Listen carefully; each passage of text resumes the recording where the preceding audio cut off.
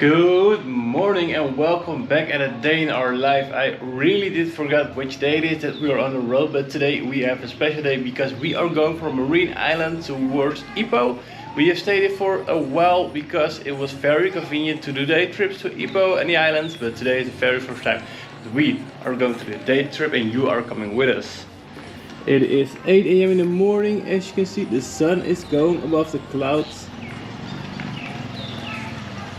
And we are going to leave this beautiful island to explore Ipoh. From Marina Island, Ipoh is less than 1.5 hours away, 85 kilometers, and it's really one beautiful road. The highway is full of palm plantations and the weather was beautiful, so we were there in no time.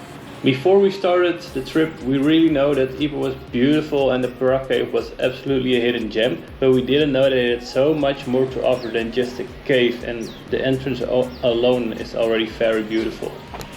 After a beautiful 1.5 hour drive, we have finally arrived at a first stop in Ipoh and nothing else but the Perak Temple that's behind me. Look at this beautiful, beautiful place. I would highly advise to make sure to do the Perak Cave first thing in the morning, because when the sun gets out, and it will get out because you're in Malaysia, it will get really hot. The hike, it's not something so excited or hard, but it is still a hike that you have to do with the sun out, so make sure to do it early in the morning and save yourself some sweat. I do have to admit, when I really walked in here, I really thought it would be a small cave. Especially because we came all the way from Marina Island, so I didn't really knew what to expect, but this cave is really beautiful and it's so big. This is the first stage and you can even go up here, which we are going right now, to see what's there more to explore, and look at all the beautiful paintings. And this is the Perak Cave in Ipoh. And it's officially our first stop of the day. I think after this stop we are going to another temple, and after that we really want to get some food.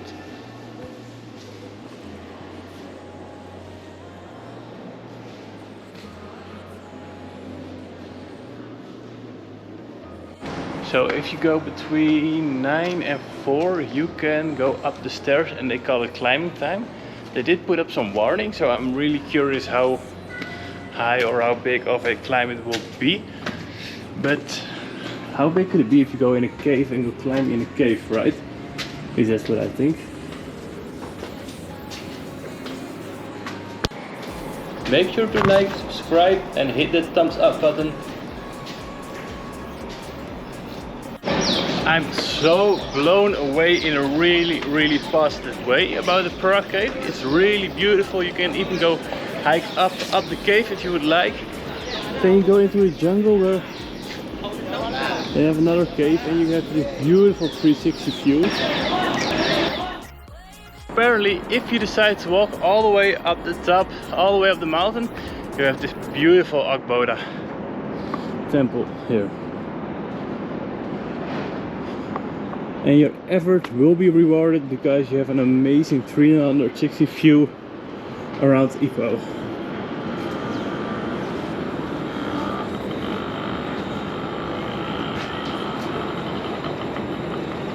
It's pretty funny to see that all the towns in Malaysia are built around the mountains.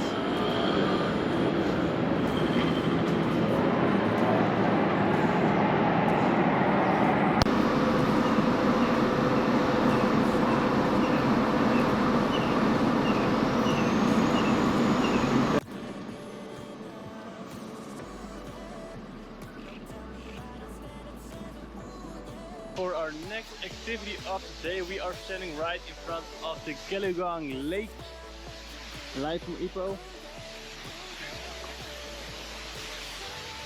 I do have a pro tip. Apparently the boat rides close around 12, so make sure that you get here on time for it.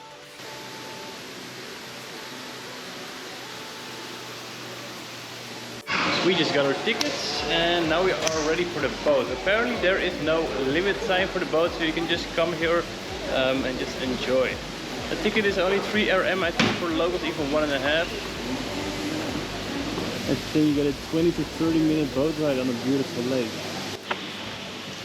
The Ganagan Lake is an activity that's only 2 minutes away from the Perak Cave, so it's really convenient if you would do one before the other. It's really a hidden gem that you should visit, in my opinion. So I really thought that it would only be a lake and that we would do a lap around the lake with a boat, but apparently you end up at a recreational park. So yeah, the surprise.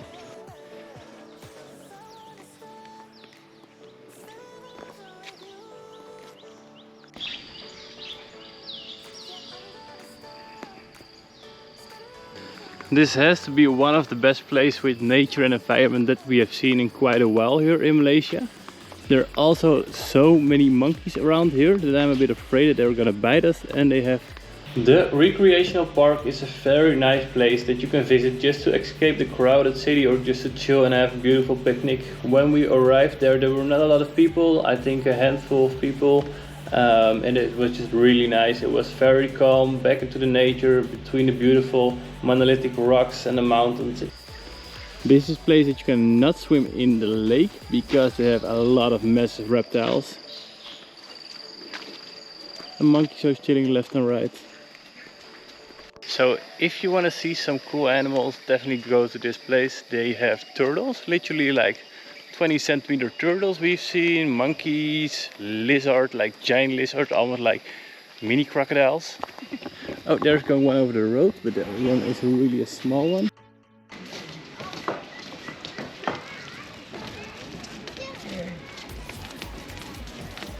We have arrived at one of our last destinations of the day. I'm not sure if you guys can already see it. This is probably one of the tallest pagodas that you've ever seen, and we are going to visit it. We have arrived at one of our last destinations of today. One of the last destinations. I still got something more up my sleeve, but we are at the Enlightened Pagoda, one of the tallest pagodas in the world. And the entrance is already incredible. Something that I really like about Ipoh is what we have seen so far is that it's not really touristic. It's like we are here, there are only 2 cars out front and we are the only 2 out here. Like me and this cutie pie. And I do have to say, Ipoh is very well maintained. This is something that we haven't seen so far. And for everybody, if you're ever in a space like this, always walk clockwise.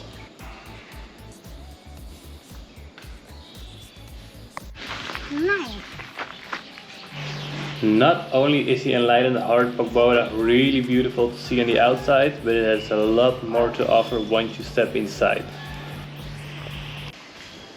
Some really cool things to know about the Enlightened Heart is that it started out as a really small project. The Tibetan Temple, it really started out as a small pagoda with 500 square meters, but by now they have already extended it to 12 acres.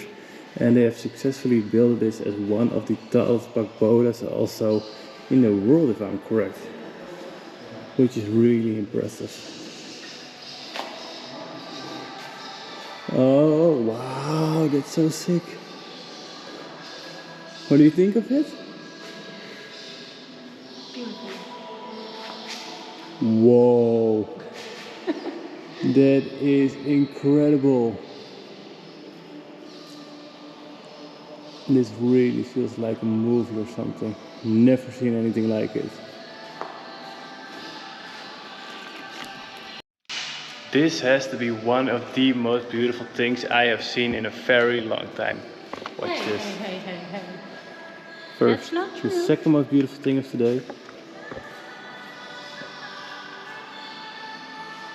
That is so symmetric and so beautiful. Wow.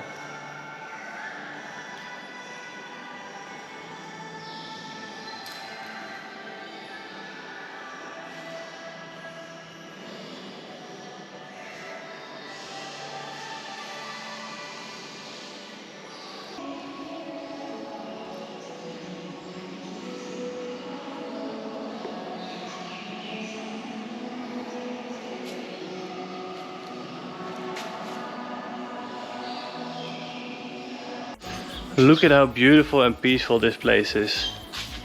This place is also around 20 minutes from Ipoh. It's a more on the countryside, as you can see. And that's everything this place deserves. Absolutely a hidden gem this. We are right now live from the Mirror Lake and we are going to watch what the Mirror Lake is and what there is to do and if you should be doing it or not. So the really cool thing about Mirror Lake is that you really start into the old tunnel, and into the old tunnel I'm going to show you right now that has really been digged by the old Chinese people for the coals and for the mining. So it's not something that it's something that they really man-made and not something that they fabricate for the lake. But watch it. And the environment here is also very cool with all the mountains. To be honest, once we arrived at the Mirror Lake, I was kind of disappointed. You notice that they really made it into a tourist attraction, but you just walk to a big cave to visit a lake, which is for me as a European not really that special and felt more like one big tourist attraction. Ipoh is really the home of the caves and it's really beautiful and cool to see how they put all the Buddhist, the Tibetan temples in the caves. We are now at the Nam Tong Temple and it's also really impressive. I'm going to show you the inside as well, but look how cool this is. It also starts raining, so let's go inside.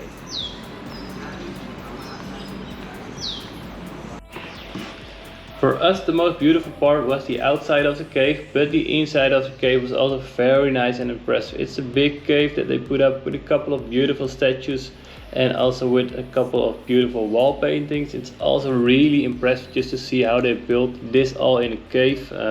It's really one of a kind.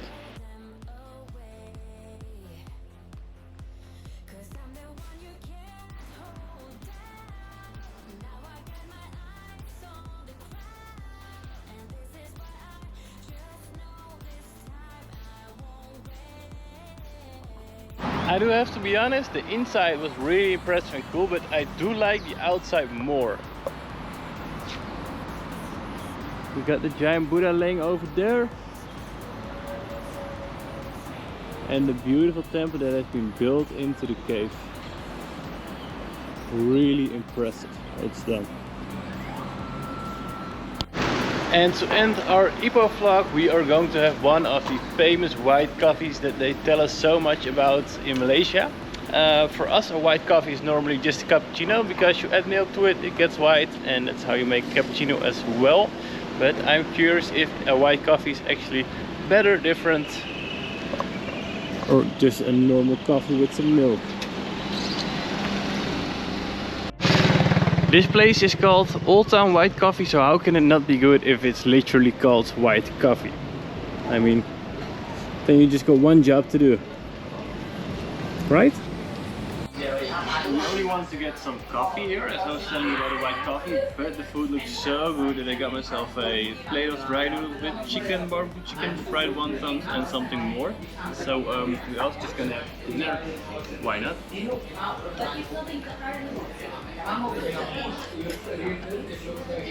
And how is it? Nice. Nice. We went to the Oldtown White Coffee just to try coffee, and especially the famous white one in Malaysia, but I also had some really nice dinner. But to give you my opinion of it, it was really good coffee with a lot of flavor and a lot of taste. I was really surprised by it. I had the original Goa coffee, as they would like to call it, but I would highly advise to take it if you like coffee. Or also, this is the end of another video of us exploring Ipoh. Make sure to like, subscribe and hit the thumbs up button. And we see you next time. Thanks for watching.